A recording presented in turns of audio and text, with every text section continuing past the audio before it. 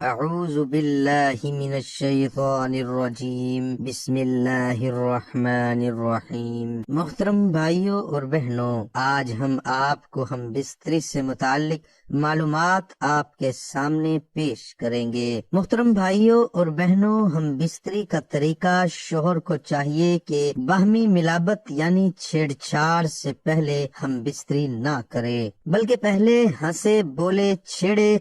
جب جان لے کہ عورت کی شہوت غالب ہو گئی اور آنکھیں بدل گئی ہیں، تب ہم بستری کریں، کیونکہ یہ امر بدن کے لیے زیادہ معجب راحت ہے اور بچہ صحیح اور تندرست پیدا ہونے کا باعث بھی ہوتا ہے۔ نبی صلی اللہ علیہ وآلہ وسلم نے ارشاد فرمایا، تم میں سے جب کوئی اپنی اہلیہ سے مکالبت یعنی ہم بستری کرے، اسے چاہیے کہ اس کا حق ادا کرے۔ پھر جب عورت کی حاجت پوری ہونے سے پہلے وہ اپنی حاجت پوری کر لے تو علیحدہ ہونے میں جلدی نہ کرے، حتیٰ کہ عورت بھی اس سے اپنی حاجت پوری کر لے۔ بیوی سے ہم بستری کرنے کا ایک اہم ادب یہ بھی ہے کہ جب تک دونوں کو فراغت اور اطمینان نہ ہو جائے الگ نہ ہوا کریں۔ عورت کے فارغ ہونے سے پہلے الگ ہو جانا صحت کے اعتبار سے بھی مضر ہے۔ بیوی کی ہم بستری سے فراغت ہونے کی ایک علامت یہ بھی ہے کہ وہ گرفت جو شہوت کی حالت میں تھی ختم ہو کر بدن میں ڈھیلا پن آ جائے، اور جب ہم بستری سے فراغت ہو جائے تو فوراً کھڑے نہ ہوا کریں، بلکہ دائیں طرف ہو جائیں اور دائیں کروٹ پر لیٹ جائیں، کیونکہ ایسا کرنا جسم کے لیے نفع بخش ہے۔ میاں بیوی کے تعلقات میں کچھ ایسے ایمان ہیں جن کو ہم معمولی سمجھتے ہیں، جو شریعت میں سنگین جرم ہے۔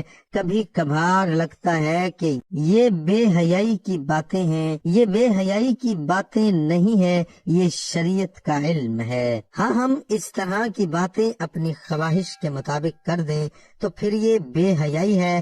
بیوی سے ہم بستری کے دوران یا رات کی تنہائی میں کی جانے والی باتیں یا سر انجام دیے جانے والے افعال اور حرکات کو اپنے دوست، احباب یا سہیلیوں کے سامنے ہرگز بیان نہیں کرنے چاہیے۔ یہ سخت گناہ کی بات ہے، شرمناک گناہ جسے میاں بیوی کے تعلقات میں معمولی سمجھا جاتا ہے۔ وہ یہ ہے کہ بیوی کا اپنے شوہر کو ہم بستری سے انکار کرنا، اپنے شوہر کو اپنے نزدیک آنے سے انکار کرنا۔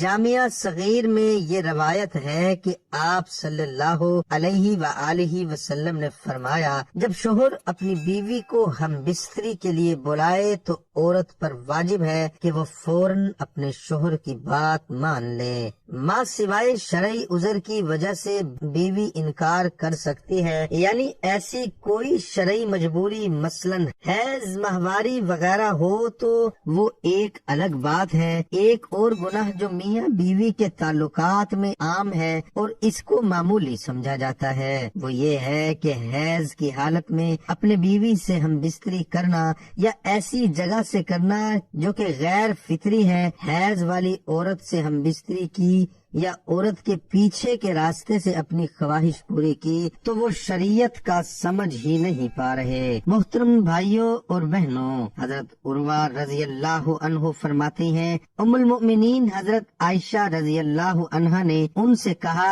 اے میرے بھانجے رسول اللہ صلی اللہ علیہ وآلہ وسلم، ہمارے پاس ٹھہرنے میں ہم میں سے کسی کو بھی دوسرے پر ترجیح نہیں دیا کرتے تھے، اور آپ صلی اللہ علیہ وآلہ وسلم تقریباً روزانہ ہم سب کے پاس تشریف لایا کرتے تھے۔ آپ صلی اللہ علیہ وآلہ وسلم روزانہ اپنی ہر زوجہ کے بہت قریب ہوتے، لیکن ہم بستری نہ کرتے، اور جب اس بیوی کے پاس آتے جس کی اس دن باری ہوتی تو آپ صلی اللہ علیہ وآلہ وسلم رات وہیں گزارتے، اور سودا بنت رمہ جب بوڑھی ہو گئیں اور ان کو یہ خدشہ ہوا کہ رسول اللہ صلی اللہ علیہ وآلہ وآلہ وسلم ان کو چھوڑ دیں گے تو انہوں نے عرض کی یا رسول اللہ میں اپنی باری عائشہ رضی اللہ عنہا کو دیتی ہوں۔ رسول اللہ صلی اللہ علیہ وآلہ وسلم نے ان کی اس پیشکش کو قبول کر لیا۔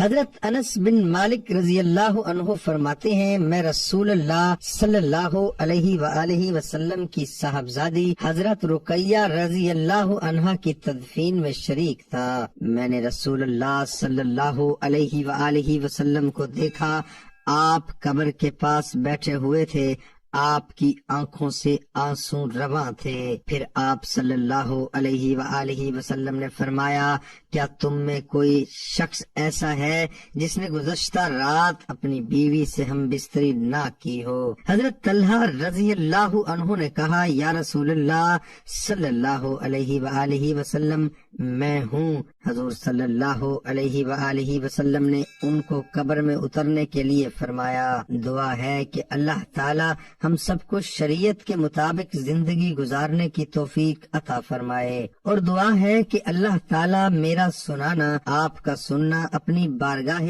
الہی میں قبول اور منظور فرمائے۔